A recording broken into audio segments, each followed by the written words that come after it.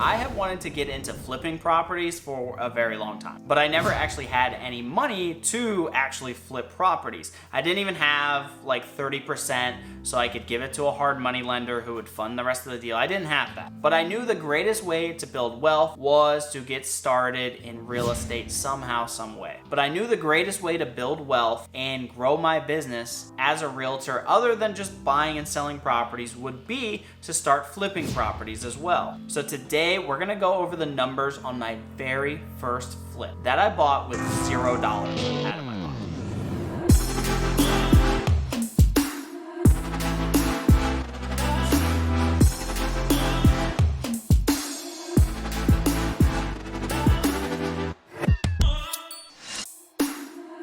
What's up everybody, my name is Grant. I'm a real estate agent and investor in the Tampa area, and this channel is all about becoming the best realtor and investor that you can be. If that's something that interests you, make sure you like and subscribe for more content just like this, and let's get right into the video.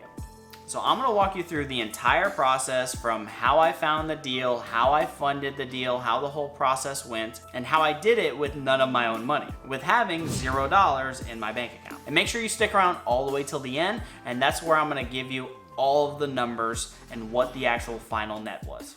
So to start, the deal came from an expired listing, and that's where a property comes off the market because the property did not sell for some reason. The agent was either fired or it just expired, or the seller just decided to cancel it, not sell, but it's a property that came off the market. So I had called that seller and I was able to set a listing appointment for that property with the intention to try to relist it and sell it as a realtor. So the property didn't sell before because it was priced too high. It was priced at $150 and it needed a lot of repairs and work done to it. And it definitely could only be a cash or hard money lending deal. So I suggested $120,000 max for the list price and let the sellers know that I wouldn't be surprised if the offers were coming in around $100,000 just based on the condition, and it had absolutely no activity before when it was listed. At the very end of the listing appointment, I asked the seller if they would accept an offer if it came in around $100,000. And to my surprise, they were like, yes, if there's a cash offer here right now, I would take that. I just want to get rid of the property. And by the way, when I was on the appointment, I'm wearing a suit and tie. I eventually took my jacket off and I'm standing for an hour in this house in Florida with no AC, sweating to death. And that's what I was doing, and just standing there because the property was in shambles and had nowhere to sit at all. So we were just standing there for an hour talking. So once I asked her that, I realized how good of a deal this would actually be if someone got it for around 100 grand. And I knew that I had the advantage because I had already met with them. They agreed to list the property with me if I didn't want to either have a client that would buy it for that price, or I would buy it myself within the next day. We were gonna list it.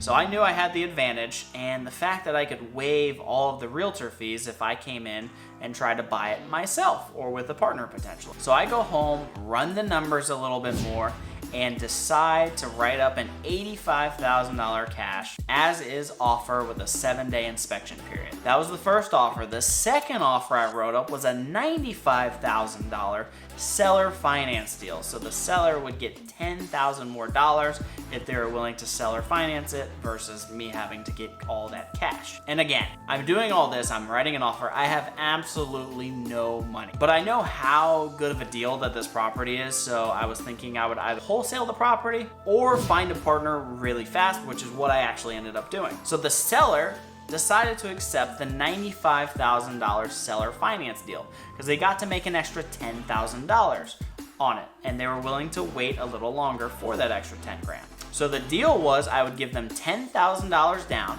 then $1,000 a month up until the property sold, and then I would owe them the difference up to the 95 grand mark. And they accepted the 10 grand down because I said, if we can do this deal, I can give them the 10 grand within 3 days versus waiting to close on the full amount for 2 to 3 weeks from that point. And as soon as they accepted that deal, I had contacted an investor, client of mine that I've worked with before. I've sold properties for him. I knew that he was in the market always looking for deals, and that's what he did. I brought him the deal, explained to him the situation, the numbers, everything. I sent him a video, I sent him a net sheet, I sent him a proposed business partnership for the deal, and all within a day, he accepted and agreed to be my partner, fund the entire deal.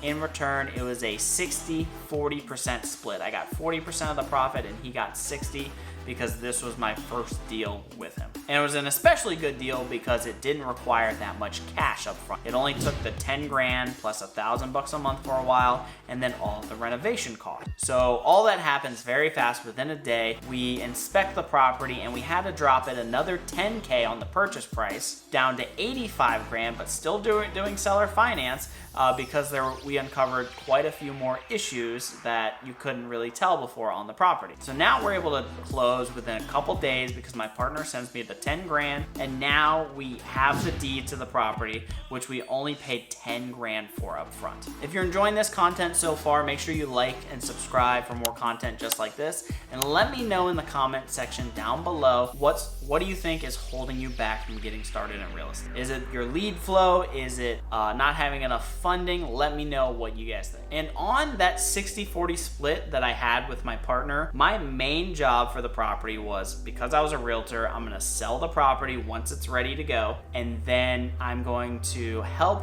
manage and just keep an eye on the contractors and checking up on them to make sure that their work was good during the transaction. That was my main responsibility.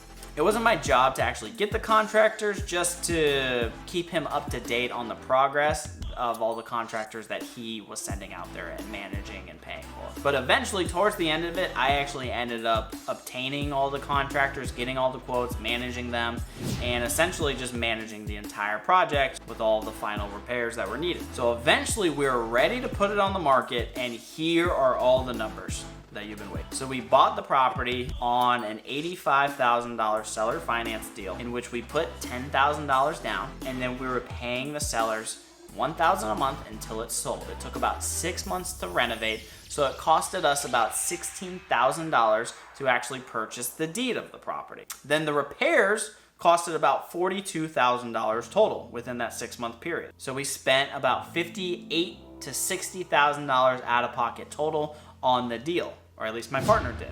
We then listed the property at $200,000, and it ended up selling for $211,000 because a $200,000 completely remodeled property in my area is very hard to come by, even though it was only 900 square feet, but it still had a single car garage and half an acre. So that was a very hot property once it listed. We paid 6 grand in closing costs to the buyer's agent, and then just the total fees to title, netting us $205,000. So with that $205,000, we paid the seller finance deal off, which was the difference of the 85 grand total. And then of course my partner gets his $42,000 back that he spent in repairs, therefore leaving a net profit of $78,000, in which I got 40%, which was just under 30 grand, and my partner got 48,000, just under 50 grand. And it was a win-win. Now I am constantly buying real estate and growing my real estate portfolios, all because of that first deal that got everything started. If you enjoyed that video, make sure you like and subscribe, and make sure to check out this next video right above.